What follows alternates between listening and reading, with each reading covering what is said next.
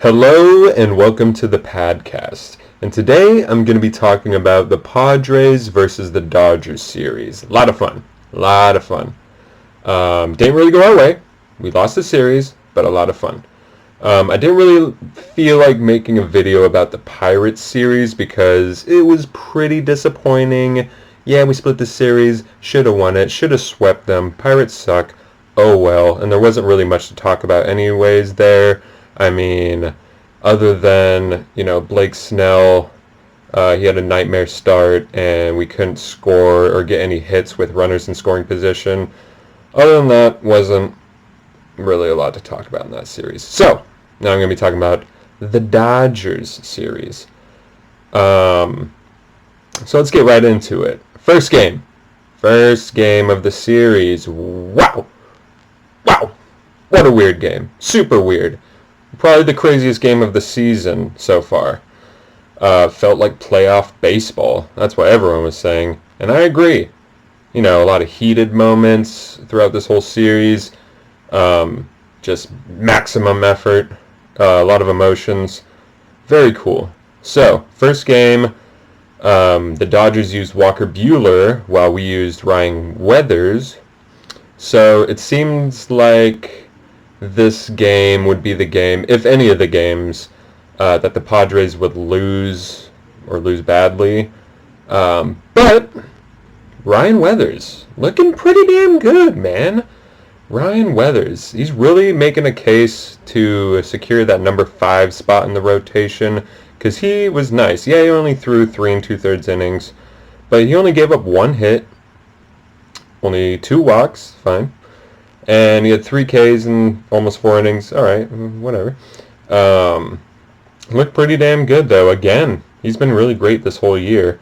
And I knew Weathers, he was going to be really good this season. I knew he was going to be pretty good. But damn, so far this season he's pitched 9 2/3 innings. He's got a .93 ERA. He's got 10 Ks. And he's only given up 3 hits. Only 3 hits. And he even has a save. So, all around, Weathers looking really great. Going to get up against Walker Buehler, man. He's a great pitcher. And he showed that he belongs in this rotation. Anyway, so another thing about this game, Tatis came back. First game back. And at the beginning, it looked awesome. It was so great to see him back, because Tatis went yardo. Slap some cheese on that thing, will ya? He went dead center, deep. And that was so much fun to see. The crowd was going insane that game, especially after that. The whole series, the crowd was freaking wild. But unfortunately, that was really the only good thing that Nando did that game. Because he ended up making a game-changing throwing error to Cronenworth at second that cost us 2 runs, and then it ultimately led to 3 runs because of a wild pitch, so it gave the Dodgers a 4-2 lead, and it wasn't looking very good there. That was really frustrating to see. I'm sure Nando was kicking his own ass after that. But that wasn't the end of the game, though. Padres were coming back. Tatis helped a little bit by getting the ball in play later in the game, and the Dodgers made a throwing error, and that led to Ha-Seong Kim scoring from third base. All right, cool. 4-3. Let's go. Let's see. Profar, later in the game, who's had a pretty nice season so far, I'd say, came in clutch in the 8th inning with 2 RBIs. A 2 RBI hit to tie the game. Padres roaring back. Let's go.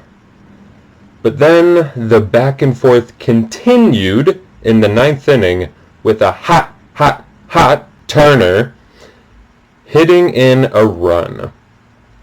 Wow, so the Padres weren't done yet, though. Once again, we climbed back because Manny Machado was determined to come back. This guy kind of injures himself on a swing. He gets a walk, steals second. He's been stealing bags this year. What's going on? But he steals second, hurts himself again. Then he gets the third on a wild pitch. He's looking like Tatis out there, just taking every base. And then the clutchiest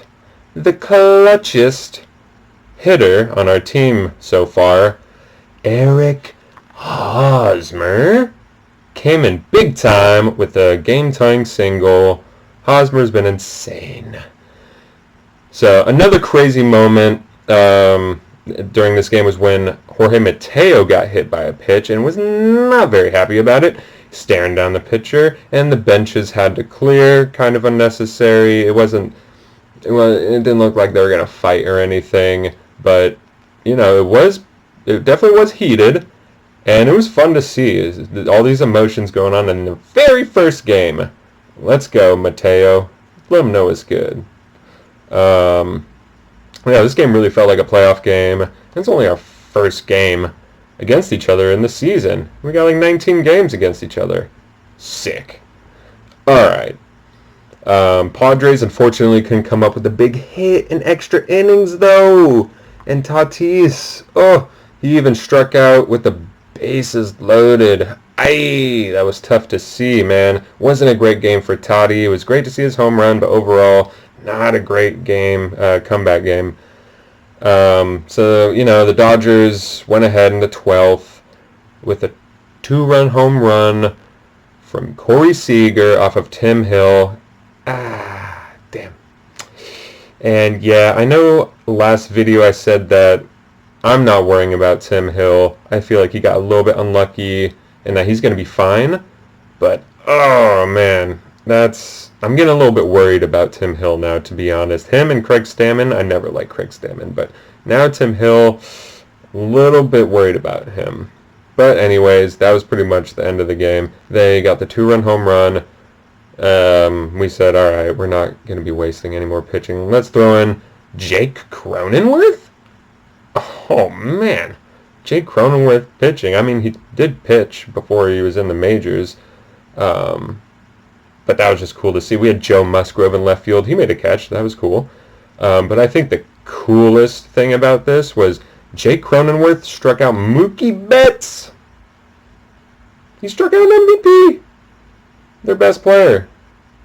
God, that was so cool to see. Let's go, Jake.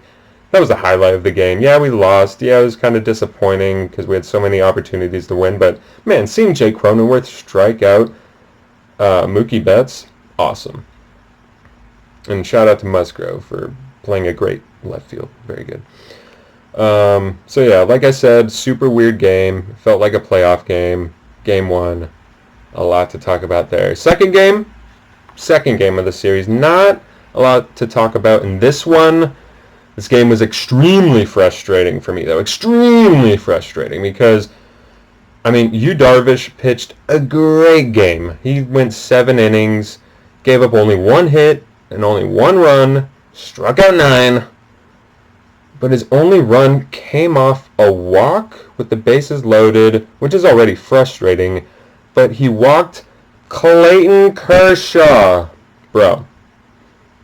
Why was he pitching him all this off-speed out of the zone? Just throw him fastballs, man. He was obviously just taking half swings at everything to foul pitches off and get your pitch count up. Even if you threw him a fastball, it still was going to be like a half swing, probably a grounder, get out of the inning. Yeah, you don't want to give up RBI base hit to a pitcher. But, dude, I think it's worse to walk a pitcher with the bases loaded, especially since Mookie Betts is coming up. Thank God he didn't let Mookie Betts add on to the damage.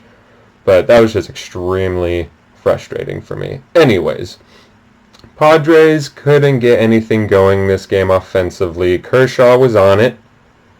And their great bullpen really held us in check too until the 9th inning, which was another incredibly frustrating inning. We were able to get 2 guys in scoring position, down by 2, And Tommy Pham had a chance to be the hero of this game. Oh, and I wanted to see it so bad because Tommy Pham has been struggling, big time struggling this year. Had a great opportunity, and I think everyone wanted to see him come through there, and he almost had it. Looked like a base hit slicing away from center fielder Mookie Betts, but of course, he does Mookie things and makes the greatest catch of the year so far. Barely caught it. Barely. They even went to the headsets after it to replay, and it was pretty damn close to me, but yeah, I guess he did catch it. Oh, so disappointing. I had a really bad taste in my mouth after that game. But luckily, Game 3, we were able to correct some of these things. Game 3, Blake Snell. So Blake Snell came off of a nightmare of a start, his last game. And thank God he comes back and has a really solid day against, the best team in baseball. Of course, he got murdered by the Pittsburgh Pirates, but then he comes and plays the Dodgers, who he shoved against in the World Series last year, and he has a solid day. He went 5 innings, only gave up 2 hits. Unfortunately, one of them was a 2-run bomb to Chris Taylor, who always screws us, I swear, man. But other than that, he was amazing, man. He had 7 Ks in 5 innings. Awesome. Held him to 2 runs. Great job. Cronenworth, been hot this whole season. Got us on the board in the 4th with a solo shot off of Trevor Bauer. Slap some cheese on that thing, will ya? Let's go. Getting at Trevor Bauer. I thought Manny Daddy would have been the one to do that against Trevor Bauer, but look at Cronenworth hitting bombs now too. Let's go, dog. Oh, so and his home run looked like it was off the same pitch that struck him out his at bat before. It was like an inside curveball, and this one was hanging a little more, and Cronenworth was like, all right, I've seen this before, I'm ready, and he murdered it. It was a big home run. I know he's not known for his power. Yeah, he's probably not going to hit a ton of home runs, but he can get a big swing behind a ball. So then we got going in the 7th with Manny Machado's 3rd hit of the game. Of course he went 2 for 2 against Trevor Bauer. He's his daddy. It was great to see.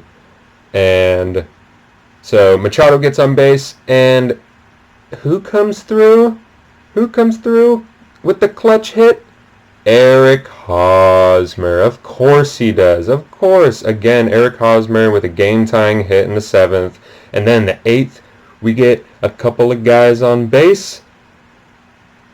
And who comes up clutch again? Dog. None other than Eric the Clutch Man Hosmer, dude. God damn. And he makes it a 3-2 game. I love Eric Hosmer. He's so damn good. Huge for us. And that was a big turning point in the game. Then we get a little bit of payback. So right there, we're already looking pretty good. We just have to get this, throw Melanson out there, get the win. But we're only up by 1, and it's the Dodgers. Oh yeah. But the inning wasn't over, right? Tommy Pham comes up after that. And yes, Tommy Pham gives us some insurance run with a double. And the game was pretty much over after that. Scored 2 more runs. Yeah, it wasn't like a game-winning double, but it was it helped us out a lot. Gave us insurance runs. And it's too bad he couldn't make it happen last game, but it was great to see him this game come through, and I hope he continues to rake, even with that hit, he's still struggling tremendously. But hopefully he turns it around, gets a little confidence. Let's go, Tommy Pham. Yeah, we threw Melanson out there. He gets his I think, league leading 6th. Maybe he's tied for first with the 6th save of the season. Great game all around. Love it. So yeah, the series, it was a fun one. It was very competitive, emotional, all of the above. Yeah, we lost the series. We did make it pretty close, though. That second game, or both first and second game, were super close. And yeah, there's some bad things, but there was a ton of great things to take away from this series, okay?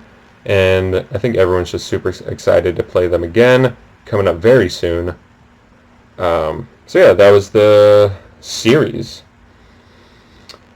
Let's see. So next series, the Padres are going to be facing the Brewers, which should be interesting because they have a pretty damn good pitching staff over there. But Yelich is on the 10-day IL. Very nice. So we get to face the Brewers without Yelich. I don't think he's going to be back against us. That's huge because their offense already wasn't very good this year. And without Yelich, their offense could probably going to be pretty bad. And we have great pitching. So I think we have a pretty damn good chance of at least winning this series. So should be a fun one. But now I'm going to be talking about who is on Friar and who's a slumped monk. Yeah. Luckily, most of the people I have are on Friar. Because, you know, we've been winning a lot of games. Our offense has been really good. Pitching, for the most part, has actually been really good. We've just been kind of had bad timing. A lot of bad timing. A few guys with really bad pitching outings gave up some games. Anyway, so who is on Friar right now? All right, let me go to the stat sheet really quick. Who is on Friar? So let me start with Trent Grisham, okay? So he didn't play today. Now he's dealing with a quad injury. That's too bad. I don't think he's going to be out for long. He almost played today, but he's on Friar because in his limited time back in 31 at-bats, he has 3 home runs, 7 walks to 7 strikeouts. That's fine. He's got a couple stolen bases, and he's hitting .323. It's what you want from your leadoff hitter. Walks a lot, gets on base. His on-base percentage is almost .450. Like, it's what you want. Who else is on Friar? Eric, the clutch man, Hosmer, dude. Eric Hosmer. Of course he's on Friar. He's in .344. He's got 6 walks, 14 RBIs. Jesus. He's got 3 home runs, 5 doubles, 7 runs. Let's go, Eric, the clutch man, Hosmer. Woo! Okay. Next, we have on Friar, Manny Machado. Just had a bunch of hits today. He's hitting .290, but his on-base percentage, bro, .408. Dude, the guy has 13 walks. Yeah, he has 13 strikeouts, but 13 walks, dude. What is that? That is so good. So patient. He's got 8 RBIs, 3 home runs, a lot of hits, 12 runs. It's leading our team. Very good, Manny Machado. He's on fire right now. Will Myers. Oh, I love Will Myers so much. He's hitting .327, just keeping up what he did last year. Looking so good. 8 walks. Everyone on our team is walking a lot. He's got 8 walks. 11 RBIs. Another guy with 3 home runs. 4 doubles. 9 runs. Let's go, Will Myers. You're on Friar. Who else is on Friar? Well, Jake Cronenworth is on Friar. Sitting .313. Just hit a home run today. Cha-ching! And he's walking a lot. Got 7 walks. Only 7 strikeouts. just like Trent Grisham. Honestly, both of these guys could be leadoff hitters. He's got 5 doubles, man. He's a double machine. Sure, he's not going to hit a ton of home runs, but he's got that gap-to-gap power for show. Okay. Who else is on Friar? Jurickson Profar. You know, he's borderline. I wouldn't quite say he's on Friar, but he's been solid this year for sure. He's hitting 264, but his on-base percentage is 380. So he's been walking a lot. He's actually got the best walk-to-strikeout ratio so far. Only struck out 7 times, but he's walked 11 times. He was a leadoff hitter for us during this series, too. Another guy who could be great as a leadoff hitter. Walks, man. So, he's looking pretty damn good, to be honest. Let's go, Jurickson Profar. You're kind of on Friar. Alright. Now, for pitching. Who's on Friar? Who's pitching?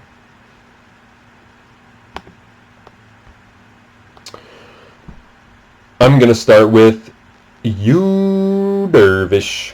Yu Darvish has a 2.55 ERA. Nice. 24 innings, has 28 strikeouts, has a win. He's looking really good right now. Awesome. Okay. Who else is on Friar? Joe Musgrove. Of course Joe Musgrove's on fire. He has a .47 ERA.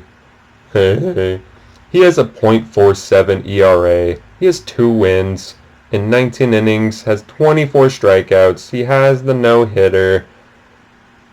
Joe Musgrove, needless to say. All right, another guy who's on Friar right now, I'd say, is Ryan Weathers. Yeah, he only has 9 2/3 innings under his belt, but it's been damn good. And you know, he had a 3-inning save. That was big for us. That was early in the season.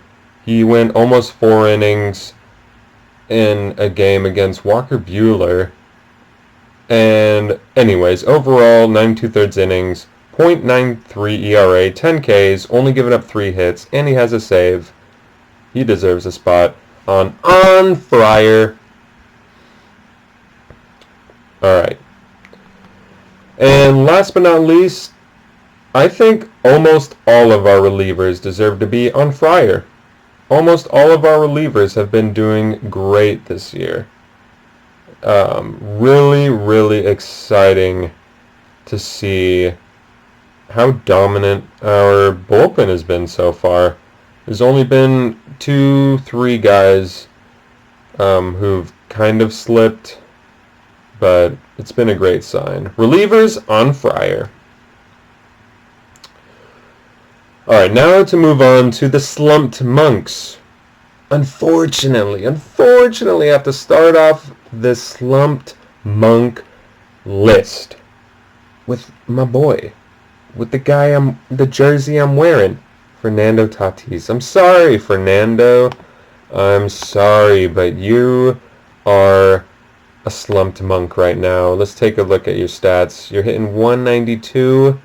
You have 2 home runs. That's cool. But you have 13 strikeouts, which is tied for the most on our team. Only walked 4 times. It's really that 129 batting average and 229 on-base percentage. That is really bad.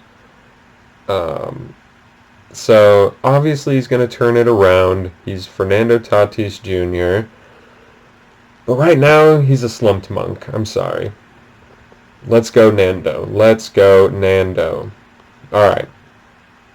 Next on the list for slumped monks is Tommy Pham. Of course, everyone who's a Friar faithful, who's a cheese slapper, knows that Tommy Pham has been really bad this year. He's hitting 140.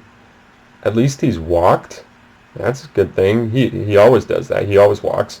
Got 9 walks. Cool. So his on-base percentage is 290. Okay. Not bad, considering that terrible batting average. He does have a couple stolen bases, and whatever. So Tommy Pham, I'm sorry. It was great to see you get that 2-run RBI double today. I hope that's a sign that you're going to start raking now. But for now, just like Tatis, you're a slumped monk. I'm sorry.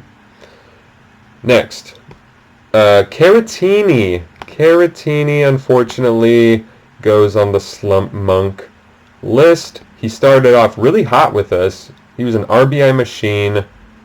He was killing it. I still love him because he's so good behind the plate. So good. But hitting, he's gone down to 176. 256 on base. That's not going to cut it, man. A lot of strikeouts, unfortunately. Just not great. He really slowed down offensively, but it's fine. It's fine. Do your thing back there, Caratini. Do your thing behind the dish. Keep it up, boy. All right. Next on the list, we have Ha-Seong Kim. Another guy I'm excited for who I think can turn it around a bit. Actually, I just don't know because I just haven't seen a lot of him.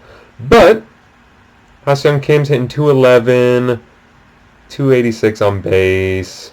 He's shown flashes, throughout the season, but striking out a little too much. Just hasn't been great so far, Ha-Seong Kim. I think he needs a little bit more time out there.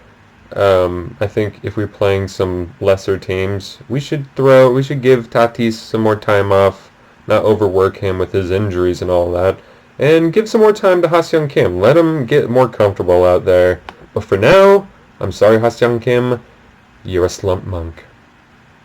Okay, next on the list, we got some pitchers. Oh no. Tim Hill. Oh, Tim Hill. Yeah, started the season pretty rough.